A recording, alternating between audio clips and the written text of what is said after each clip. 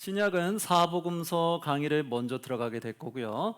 사복음서 오늘 1강 시작하도록 하겠습니다. 1강 1교시에는 일단 성경 전체 흐름 잡기가 먼저 들어갈 거예요. 그리고 나서 그 다음 내용을 들어가 보도록 하겠습니다. 자, 한번 성경 전체 흐름 잡기 내용 들어갑니다. 자, 우리 성경 강좌를 앞에서 들으신 분도 있고 처음 들으시는 분도 계실 텐데, 성경 강좌에서 우리가 처음 시작할 때는 신구약 전체 흐름을 먼저 파악을 해야 돼요. 그리고 신구약 전체에서 어떤 흐름으로 흘러가는지를 봐서 모든 성경 공부할 때마다 그것으로 비교해 볼 수 있어야 돼요. 정말 그 흐름대로 흘러가는가 아닌가를 내가 분별하면서 볼 때 우리가 성경 공부를 좀 더 쉽게 할 수 있습니다. 자, 그렇다면 우리 성경 전체 흐름을 잡으면 성경 전체에서는, 신구약 전체에서는 무엇을 가장 핵심으로 말하고 싶을까요? 두 가지 흐름으로 볼 수 있다고 했어요. 누가 누구고 누가 누구다. 그렇죠. 네.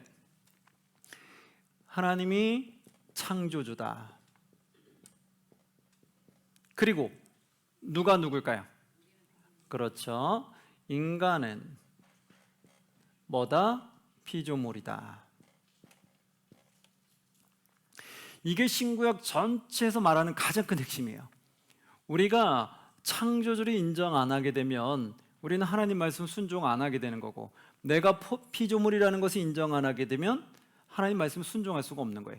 그래서 하나님이 창조주고 우리가 피조물이기 때문에 우리는 창조주의 말씀에 순종해야 된다. 이게 완전한 골자예요.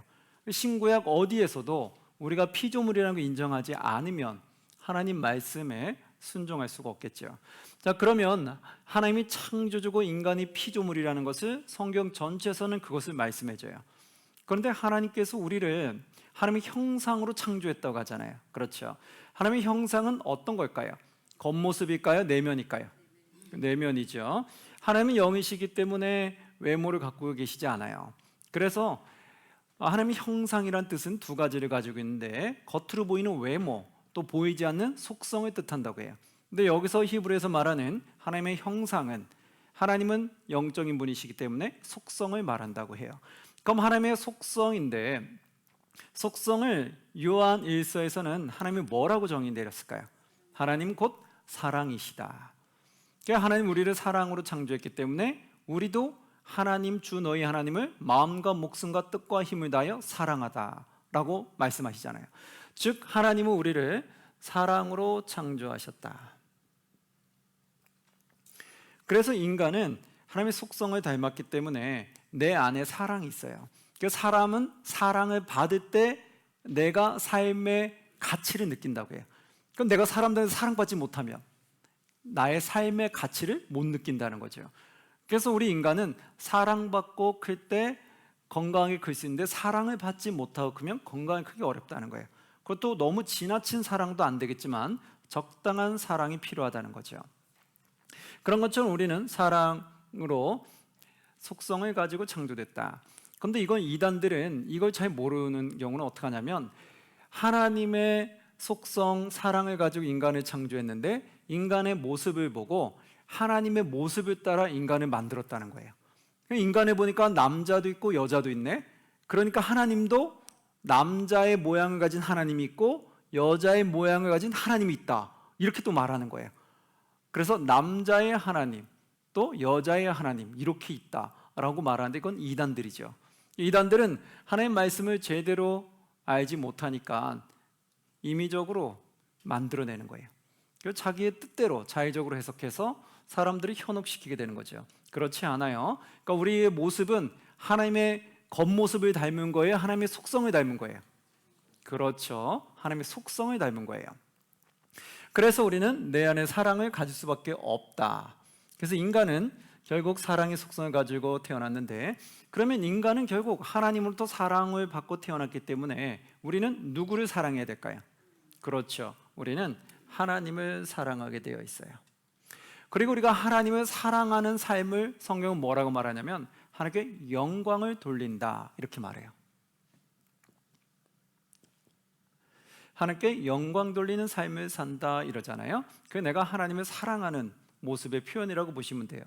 그리고 하나님은 우리에게 영광 받으시는 하나님은 어떻게 우리에게 할 수 있도록 도우시냐면 우리에게 은사, 달란트 준다는 거예요.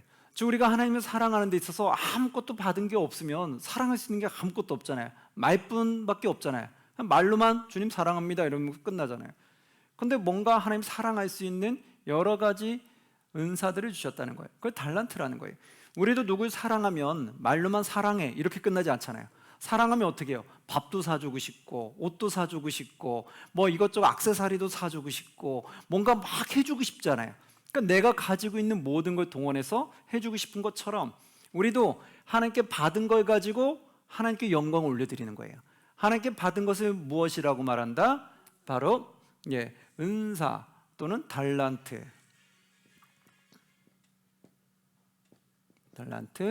또는 은사라고 말한다. 우리는 하나님께 달란트를 받아요. 그래서 여러 가지 사람들마다 은사가 있잖아요. 뭐 재물에 대한 은사를 받은 분도 있고 또 음악에 대한 은사를 받은 분도 있고 또 사람과의 관계에 대한 은사를 받은 분도 있고 또 섬김의 은사를 받은 분도 있고 또 가르치는 은사를 받으신 분도 있고 또 지도자의 은사를 받으신 분도 있고 여러 은사가 다양하다고요. 그런 여러 가지 달란트를 가지고 하나님의 영광을 사용하는 거예요. 나에게 주신 하나님의 달란트가 무엇인지 우리 빨리 찾아내야 돼요. 그래서 나의 이 달란트로 어떻게 하나님 영광을 올려드릴 건가, 어떻게 하나님을 사랑하는 표현을 나타낼 건가, 그거를 우리가 찾아가는 거죠. 그럼 이 핵심 가운데 우리가 조금 더 깊이 들어가 보면 하나님이 창조주고 인간은 피조물인데 하나님이 인간을 사랑한다는 건 어떻게 더 알 수 있을까요?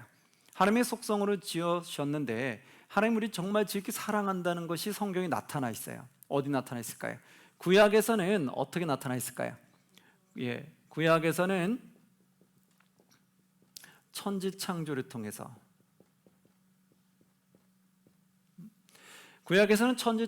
통해 하나님이 우리를 얼마나 사랑하는지 보여주고 계세요. 천지창조를 만들면 6일 동안 창조하고 7일째 쉬었죠. 그러면 6일째 중에서 인간을 제일 먼저 만드셨을까요? 가장 마지막에 만드셨을까요? 가장 마지막에 만드셨죠. 그 이유는 뭘까요? 이 모든 만물이 우리 인간들에게 주기 위한 선물이었다는 거예요. 그래서 처음에 해달 별도 만들고 빛도 만들고 또 여러 가지 물과 땅도 다 만들잖아요. 그 만들기 전에 만약에 인간을 먼저 만들어 놓으면 살 수 있어요? 없어요? 못 살죠. 그래서 인간이 살 수 있는 최적한 모든 환경을 다 만들어줘요.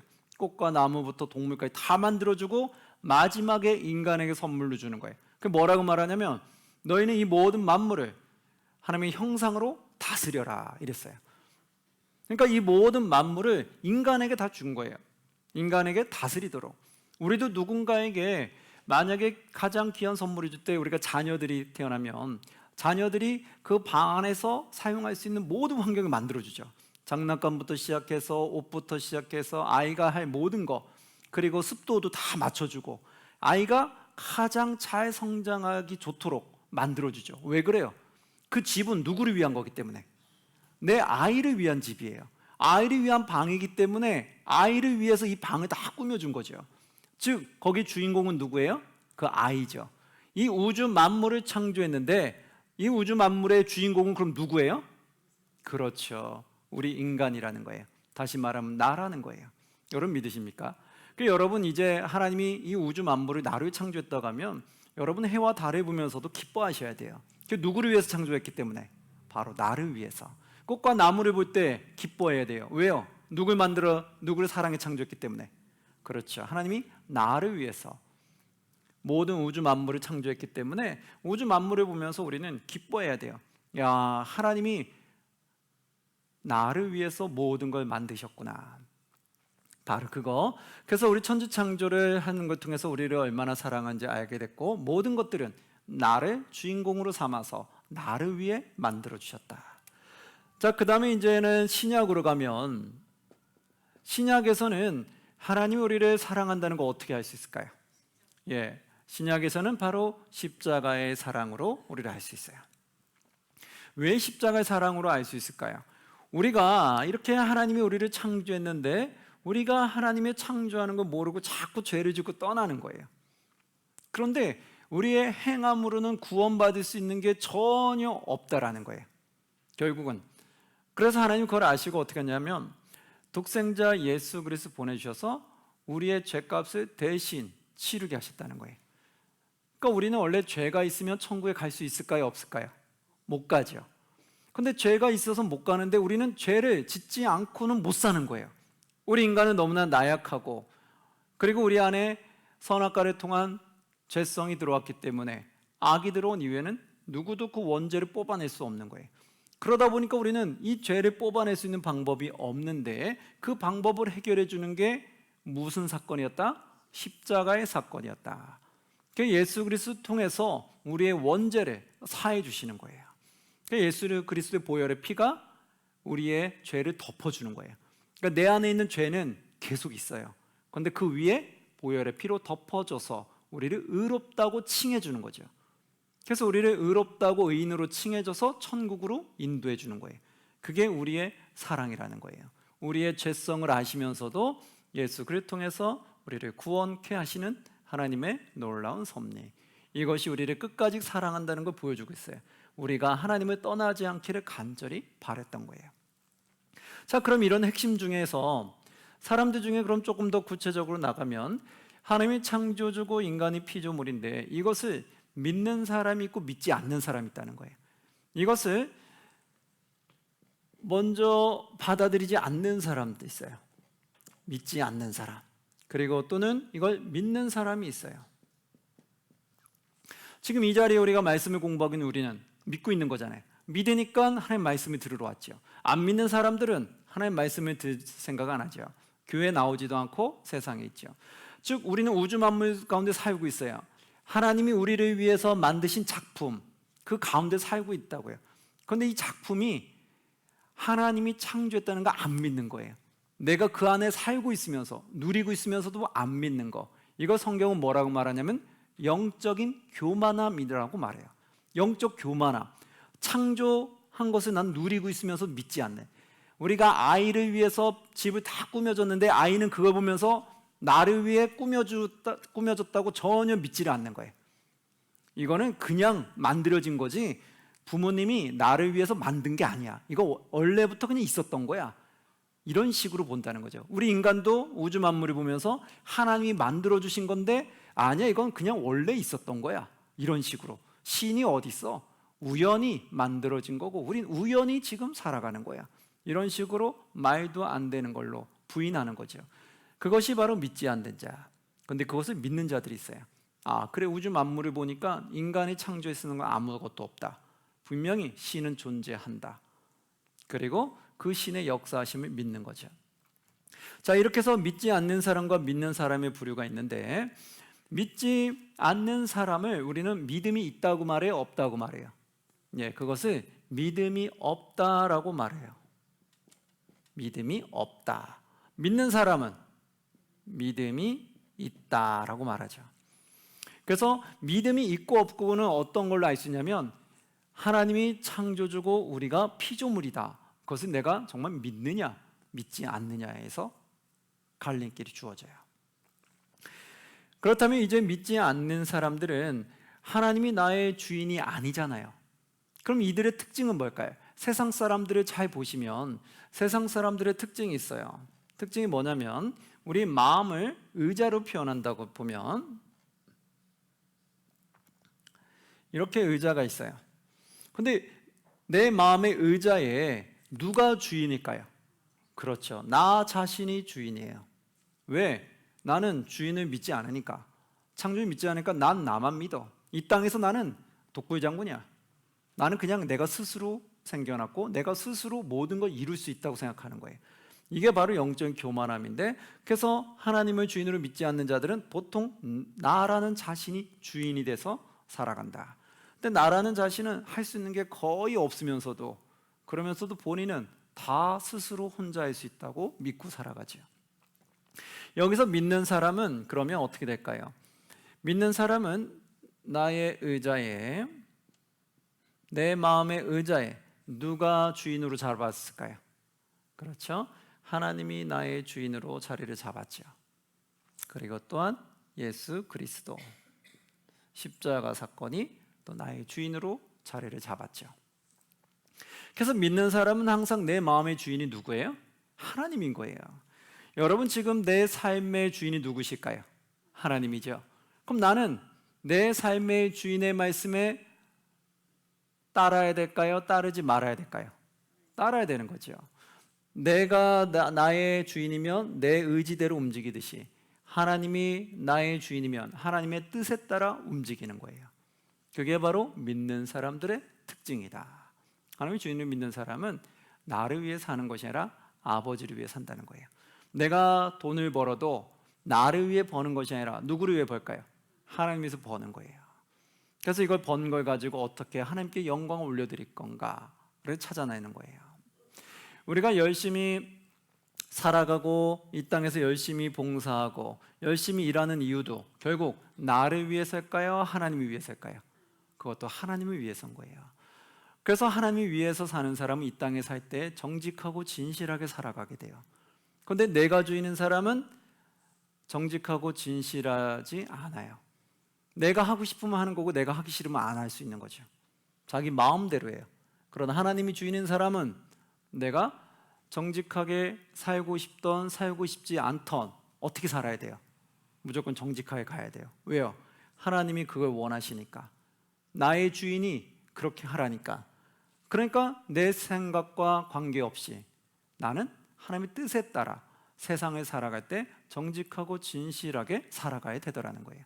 그게 바로 그리스도인인 거예요. 세상 사람들은 자기 마음대로 선택할 수 있는데 그리스도인들은 하나님의 뜻 안에서 살아가야 된다. 그리고 하나님 뜻 안에서 내가 자유를 누릴 수 있어야 된다. 그게 뭐라고 말하냐면 진리 안에서 자유를 누린다고 말해요. 그 진리는 하나님 말씀 안에서 내가 누리는 자유함이에요. 평안함과 자유함과 기쁨, 그 모든 것이 들어가죠. 그러면 결과적으로 성경은 이 믿지 않는 사람들, 하나님의 창조주를 믿지 않는 사람들은 결과적으로 어디로 간다고 말해요? 지옥으로 간다고 하죠. 그래서 어디 백성이라고 말해요? 이것을 지옥 백성이다라고 말한다.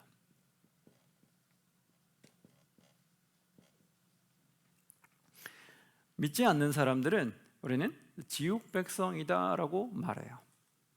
그러면 하나님의 창조주로 믿는 사람들은 어디로 간다고 말해요? 천국 간다고 하죠. 그럼 어디 백성이라고 말하는 거예요? 그렇죠. 천국 백성이다라고 말해요. 네, 이게 다른 거예요. 믿지 않는 사람들은 지옥 백성이 되지만 믿는 사람은 천국 백성이다. 그러면 이 지옥 백성과 천국 백성의 차이점을 한번 조금 더 보시면 지옥 백성들은 하나님의 말씀에 순종할까요? 안 할까요? 순종 안 하죠. 왜요? 하나님이 나의 주인이 아니니까. 하나님 나의 주인이 아닌데 굳이 하나님 말씀에 순종할 필요가 없죠. 그래서 하나님 주인을 믿지 않는 사람은 순종 안 한다는 거예요. 그래서 세상 사람들은요 절대로 하나님 말씀 순종 안 해요. 그냥 내가 착하게 살면 착하게 사는 거지 하나님 말씀 때문에 선한 길을 걸어가지 않아요. 나를 위해서 선한 길을 걸어갈 수도 있는 거죠.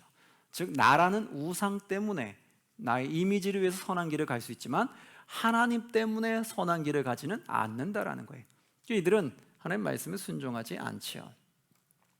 그러면 천국 백성들은 하나님 말씀에 순종할까요? 안 할까요?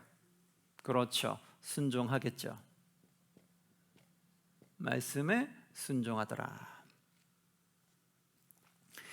자, 그러면 말씀에 순종하고 안 하고의 차이가 딱 보면은 우리가 교회는 다닌다고 하는데 하나님 말씀에 순종하지 아니하고 자기 마음대로 살아가요. 그러면 그 사람은 천국 백성이에요? 지옥 백성이에요? 그렇죠. 지옥 백성이 되는 거죠. 그러니까 예수님이 뭐라고 말씀하셨어요? 주여 주여 하는 자마다 모두 다 천국에 들어갈 것이 아니요 하늘에 계신 아버지의 뜻대로 행하는 자라야 천국에 들어가리라. 아멘. 믿으십니까? 바로 그 명확하게 말씀한 거예요. 우리가 아멘 하면 주여 주여 외친다고 해도 말씀에 순종하지 않는 자, 하늘에 계신 아버지의 뜻에 순종하지 않는 자는 결국 천국에 들어갈 수 없다는 거예요. 왜냐하면 이는 믿지 않는 거니까. 하나님의 주인으로 믿는다면 이렇게 갈 수가 없거든요. 믿지 않으니까 이 결과를 가져오는 거고, 믿으면 말씀에 순종하는 결과를 가져오거든요. 그래서 우리는 내가 순종하느냐 안 하느냐만 봐도 창조주를 주인으로 믿고 있느냐 없느냐를 내가 거슬러 올라갈 수 있다는 거예요. 그게 우리 영적 분별함이에요. 말씀에 순종한다 하니까 뭐 100% 순종하는 거 말하는 걸까요? 아니죠. 내가 할 수 있는 범위 내에서 말씀대로 살려고 끊임없이 노력해가는 걸 말하는 거예요. 언제까지? 하나님 나를 부르시는 그날까지. 그게 바로 하나님 말씀에 순종하는 백성들의 모습인 거예요. 자, 그러면 하나님 말씀대로 순종한다고 했을 때 하나님 말씀의 순종은 성경에 보면 또 두 가지로 표현을 해요. 하나님 말씀에 순종한다는 건 굵게 두 줄기로 뭐에 순종하는 걸까요? 누구를 사랑하고 누구를 사랑하는 걸 말할까요? 그렇죠. 하나님을 사랑하는 것과 그 다음에 이웃을 사랑하는 것, 여기에 모든 게 다 들어간다. 왜 여기에 모든 게 들어갈까요? 하나님은 무엇이기 때문에? 사랑이시기 때문에. 하나님 사랑이기 때문에 하나님이 나에게 주신 모든 말씀은 결국 하나님을 사랑하는 방법과 이웃을 사랑하는 방법이라는 거예요. 그럼 한번 볼까요? 우리가 잘 알고 있는 10계명 보면 1계명부터 4계명은 누구를 사랑하는 방법이에요? 그렇죠. 하나님을 사랑하는 방법이죠. 그래서 하나님 이렇게 사랑하라, 저렇게 사랑하라, 저렇게 사랑하라 나오잖아요. 안식일을 거룩히 지키는 것도 하나님 사랑하는 거예요. 그리고 우리가 하나님의 이름을 욕먹이지 않는 거, 망령되이 일컫지 않는 것도 하나님 사랑하는 거고, 우상 섬기지 않는 것도 하나님 사랑하는 방법이죠. 그러면 10계명 중에 5계명부터 10계명은 누구를 사랑하는 거예요? 그렇죠. 이웃을 사랑하는 거죠. 그래서 이웃을 어떻게 사랑하라? 5계명 제일 처음부터 하나님이 우리에게 가족을 주셨잖아요. 그래서 어떻게 해요? 내 부모를 공경하라. 제일 먼저 나오잖아요. 그래서 우리가 이웃을 사랑하는 방법들이 바로 10계명이 나온 거예요. 그러니까 하나님의 모든 말씀은 결국 두 개로 나눠보면은 하나님을 어떻게 사랑하는가, 그리고 이웃을 어떻게 사랑하는가, 그거에 대한 결론이에요. 하나님 말씀이 막 복잡한 것 같죠? 전혀 그렇지 않아요. 딱 흐름 두 줄기를 보면 뭐를 하는 거라고요? 하나님을 사랑하는 방법과 이웃을 사랑하는 방법들을 쭉 나열한 거다. 그래서 말씀을 보면서 내가 말씀대로 순종하게 되면 하나님을 사랑하는 것이 계속해서 커질까요? 낮아질까요? 커질 수밖에 없겠죠. 하나님 말씀에 순종한다는 게 결국 사랑이니까. 그럼 하나님 말씀 순종하다 보면 이웃을 사랑하는 마음이 커질까요? 작아질까요? 커지겠죠. 그렇죠? 왜? 말씀이 결국 이웃을, 하나님을 사랑하고 이웃을 사랑하는 모든 방법들이니까. 그래서 이렇게 말씀에 순종하다 보면 하나님 사랑, 이웃 사랑하는데 이런 사람들이 선한 길 가겠어요? 악의 길로 가겠어요? 그렇죠? 그래서 당연히 선한 길을 갈 수밖에 없는 거예요. 이웃을 사랑하는데 어떻게 이웃을 해칠 수가 있고 이웃에게 피해를 줄 수 있겠어요? 피해를 안 주려고 노력하겠죠. 그러니까 이웃을 사랑하게 되면 우리는 선한 길을 자연스럽게 가요. 하나님 믿지 않는 사람들은 자기 마음이에요. 하나님 때문에 사랑하는 것이 아니라 내가 사랑하고 싶으면 사랑하고, 내가 저주하고 미워하고 싶고 살해하고 싶으면 살해할 수 있는, 아주 무섭죠. 그래서 이거는 하나님을 믿지 않는 사람들 안에. 그래서 하나님의 말씀 순종하는 사람은 하나님 사랑하고 이웃 사랑하는 것이 계속해서 커지게 된다. 그래서 우리가 원래는 신앙생활을 오래 하면 사람들에게 본이 되고 존경을 받잖아요. 그럼 어떤 면에서 본이 되고 존경을 받는 걸까요? 이제 나오죠. 이 두 가지 면이에요. 신앙생활 오래 한 사람으로서 얼마큼 하나님을 더 뜨겁게 사랑하느냐, 그 모습을 보고 존경을 받는 거고, 이웃을 어떻게 더 뜨겁게 사랑하느냐에 따라서 존경을 받고 본이 된다는 거예요. 그러니까 우리가 신앙생활 많이 하면 할수록 우리는 다른 사람보다, 신앙생활을 적게 한 사람보다 더 하나님을 많이 사랑하고 있어야 되고 이웃을 더 많이 사랑할 줄 알아야 돼요. 그것이 참된 신앙인의 모습이다. 근데 내가 신앙생활 오래 했는데도 하나님을 사랑하는 것도 미지근하고 이웃을 사랑하는 것도 미지근하다. 그럼 이거는 부끄러운 거예요? 자랑할 거예요? 부끄러운 거죠. 그래서 요한계시록에 보면 뭐라고 말해요? 너희는 뜨겁거나 차갑거나 둘 중에 하나를 선택하라고 하죠. 미지근하면 토하여 버릴 거다. 그러니까 이것도 아니고 저것도 아니면 안 된다는 거예요. 우리가 하나님의 백성이면 이렇게 하려고 부단히 노력을 하셔야 된다는 거예요. 이렇게 말씀대로 순종하기 위해서 우리는 무엇을 해야 된다고요? 그때 따라가는 것이 기도라고 말씀드렸을 거예요. 그렇죠? 제일 먼저는 기도와 말씀 중에 뭐가 먼저 기초가 돼야 돼요? 말씀. 말씀을 알아야지 뭘 어떻게 살아갈 거 아니에요. 그러니까 말씀이 제일 먼저 기초가 돼야 되고, 말씀이 기초가 되면 그 다음에 무엇을 쌓아야 돼요? 기도를 쌓는 거예요. 기도는 왜? 하나님 말씀대로 살아가기 위해서 내 능력이 아니라 하나님의 능력을 구하는 것이 무엇이다? 그게 기도다. 그래서 기도할 수밖에 없는 거예요. 말씀대로 살고 싶은데 내 힘으로는 이게 잘 안 되거든요. 하나님은 나는 열심히 사랑하고 싶은데 그게 잘 안 되거든요. 나는 이웃을 열심히 사랑하고 싶은데 그게 잘 안 되거든요. 그러면 누구의 능력을 의지해야 돼요? 하나님의 능력을 의지해야 되겠죠.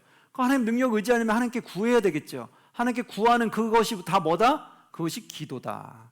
이해되시겠죠? 그래서 하나님께 구하기 위해서 기도를 하는 거예요. 그래서 여러분, 말씀을 모르면서 기도만 하는 건 되게 위험해요. 그리고 말씀이 어느 정도 쌓이면 이제 기도와 함께 가는 게 중요해요.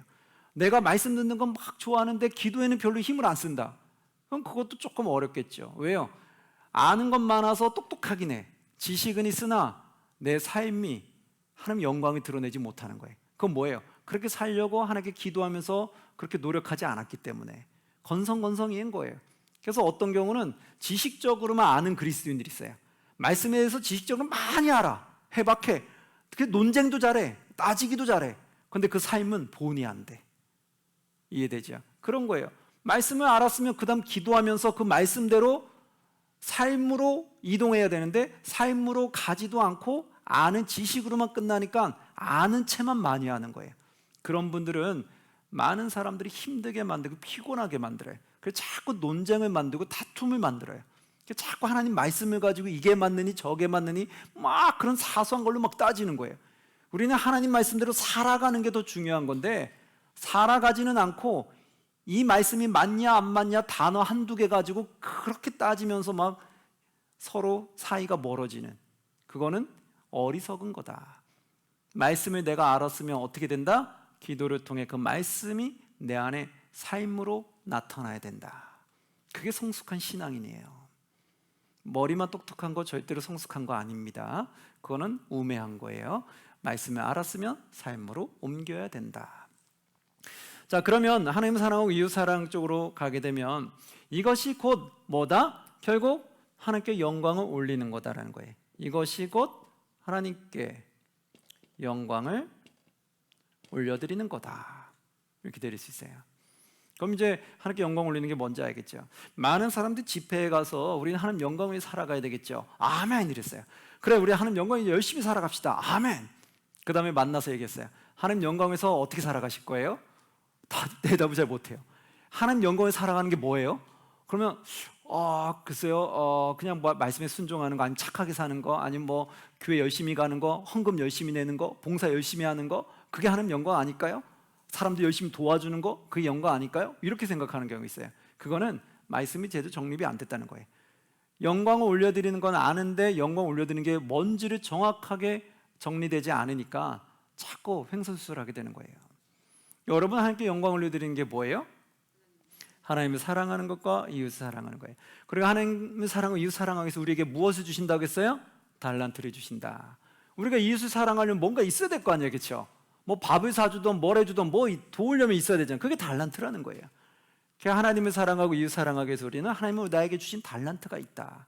그 달란트를 우리가 잘 찾아서 나에게 준 달란트는 무엇인가 찾아서 그 달란트로 마음껏 하나님 영광 위해서 사용하시면 되는 거예요. 이것을 성경에서는 또 다르게 뭐라고 말하면 하나님을 기쁘시게 하는 삶이다 이렇게 말해요. 하나님께 영광 올려드리는 것이 하나님을 무엇을 하는 거다? 하나님을 하나님을 기쁘시게 해드리는 삶이다 이렇게 말한다는 거예요. 그리고 이거를 로마서에 가면 뭐라고 말하냐면 율법의 완성이다라고 말해요. 율법의 완성은 뭘까요? 사랑은 곧 율법의 완성이다. 왜 그럴까요? 이 사랑하는 것이 곧 하나님께 영광을 올려드리는 거기 때문에 최종적으로 이 사랑이 결국 율법의 완성이 된다는 거예요.